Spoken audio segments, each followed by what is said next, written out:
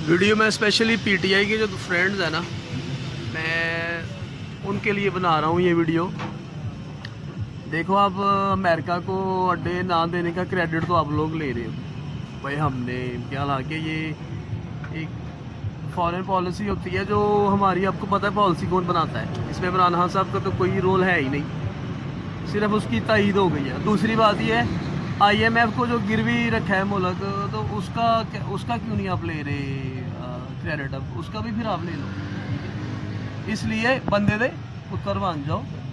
और बातें करने से पाकिस्तान ने तरक्की नहीं करनी, ना तकरीर इंग्लिश में करने से करनी है, ना असम्बली में तकरीर से पाकिस्तान चेंज हुआ है। कुछ भी नहीं होना जब तक कि आप you need to do some actions. जब तक आप लोग कोई एक्शन नहीं लेते, पाकिस्तान की हालत नहीं बदलनी। नवाज शरीफ कहाँ और इमरान खान कहाँ?